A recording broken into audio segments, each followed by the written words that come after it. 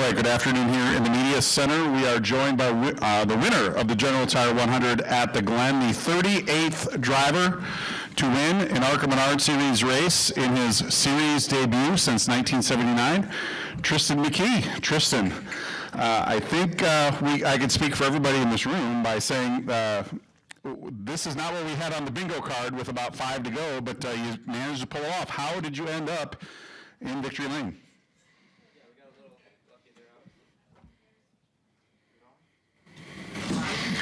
Got me? There we go. There we go. We got a little lucky there, obviously, with Brent having issues, but I still feel like we could have battled strong on the outside there with that restart there at the end, even if it was the control car. It felt good to really get it done on my debut here. Obviously, have a little bit of experience here at this track, so I'm just super thankful for all the PRG guys, Spire, Gainbridge, HendrickCars.com. So I was prepared really well coming into this race as far as the sim stuff and pre-race from Josh Wise and Scott Speed. So up to speed really quickly. Had to learn the car a little bit in practice there, and even a little bit in the beginning of the race, but feels really good to get it done. All right, we'll open it up to questions here in the Media Center. Please raise your hand and we'll bring a microphone to you. We'll go to Adam Fenwick right up here up front. Tristan, Adam Fenwick with NASCAR Regional. You've had an interesting week. You dominated the Cars Tour race at Hickory. Obviously, things happened there. You didn't get the opportunity to win that race, and then you come here. Talk about the highs and lows of the last 7 days or so for you and what it means to be able to, after what happened at Hickory, to win here. Yeah, that was obviously a tough one after leading 115 laps for $50,000 and getting into a scuffle or a wreck there at the end. But you just gotta kind of put that past you and move on to what's next. I quickly, moved on past that and got right back to the office, getting all my stuff ready for this race and doing a bunch more sim work and, just like I said, all the pre-race stuff. So you just got to be able to put that stuff past you and move on to the next thing. So not get stuck on the bad things and worry about what I have next. So that's really what I did there, and just completely focus on this race here. All right, we'll go back over to Lee Spencer.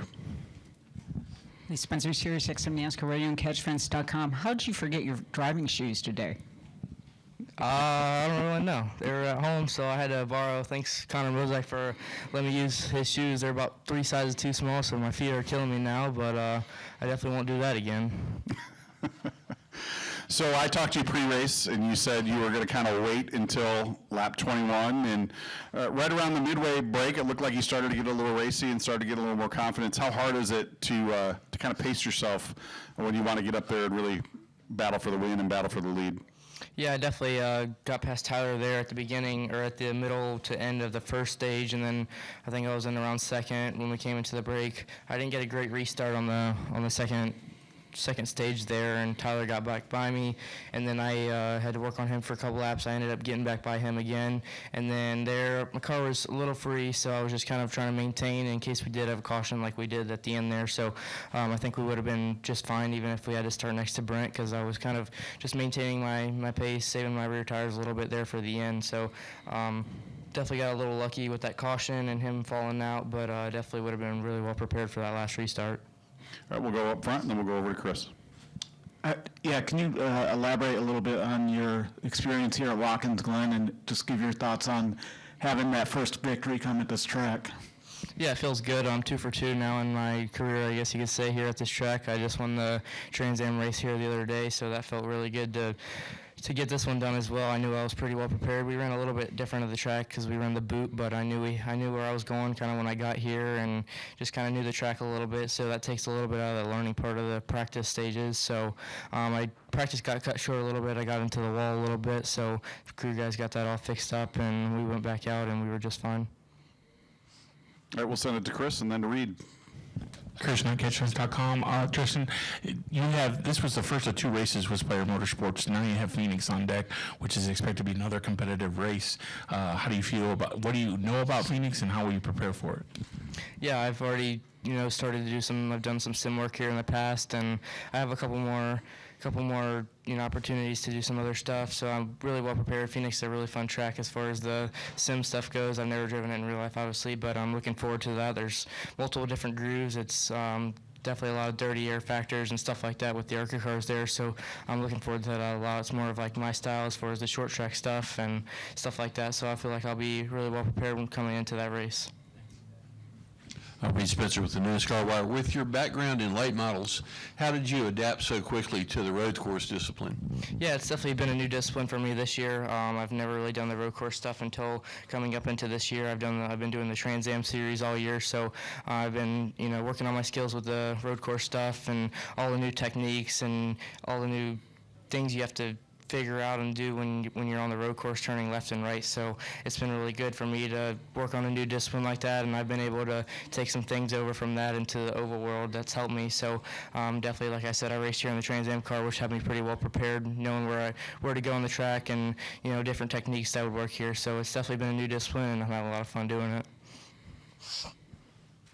All right, Tristan, your birthday is August 3rd. We're August 8th, so you are 15 years and 5 days. You are just 3 days away from being the all-time youngest winner. Todd Gilliland won at 15 years and 2 days.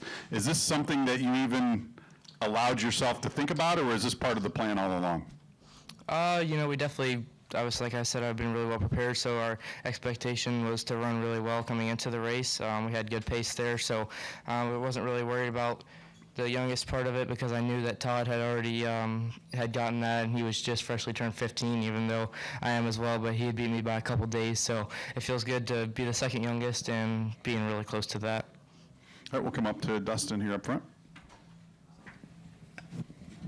Dustin Long, NBC Sports. So what did you get for your 15th birthday? I got a pair of sunglasses and a rainy day at Hickory, so that one wasn't too great, but we got it in the next day, and that one wasn't great either, but we led a bunch of laps, so that felt really good. What was the meaning of the sunglasses? You can get sunglasses anytime. I don't know, that's just what I had asked for, and that's what I had got in my birthday. Oakley.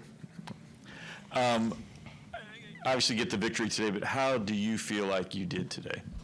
I felt like I learned a lot. I got better and better as we went through the race, even though, we had tires wearing, car, brakes, as far as that goes. So I feel like I learned a lot that I can use for, my future ARCA starts and even future road racing in the Trans Am series. So I feel like I learned a lot, which was the main thing we're here to do, is just for me to learn and soak it on like a sponge. So I feel like I've learned so much, even just from my guys, Shane Huffman and all of them, and as well as in the car. So I feel like I learned a lot, which was a really good learning curve. And learning this car, I still have a long ways to go. So definitely need to keep learning the car on ovals and road courses. So definitely still a lot of learning to go.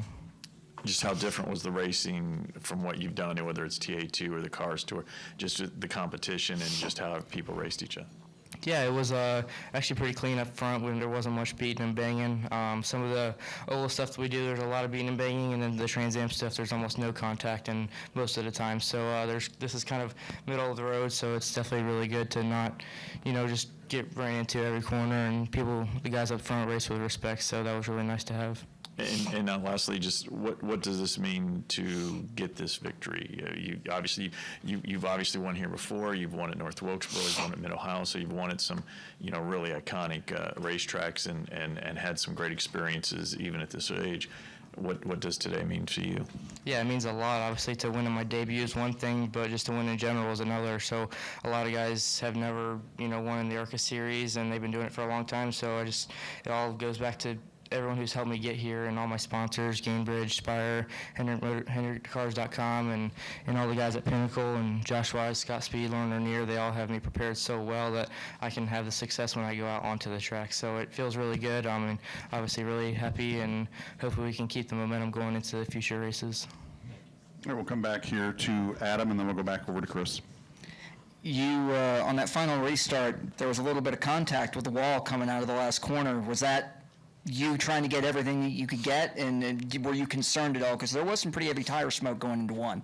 Yeah, I was just trying to be as aggressive as I possibly could. Restarts are super, super important, and I had gotten clear of the 23 there and just kind of got a little loose and got into the wall, and I definitely had some tire smoke going down into turn one and up the S's. So we were all kind of worried about it once we saw the smoke, and then it kind of clearanced itself going down the back straightaway. So then I calmed down a little bit. So it was definitely a little bit of a mistake, and could have hurt us, but it didn't. We got lucky with that, so just maybe got a little bit too much on that last restart. Tristan, you don't have a driver's license, do you? No, I haven't even got my permit yet. Okay, just making sure. What's on your docket the rest of the year as far as your racing schedule goes? How busy are you going to be between now and Phoenix? Yeah, very busy. I'm racing almost every weekend between, late models and Trans Am and any other one-off stuff that I have going on. So I'm super busy. Not much off time really. I've had an off weekend a couple weekends ago, but other than that, I've been going hard, every week, every weekend. So I have a lot of racing coming up. Are you homeschooled? Yes, I do online school.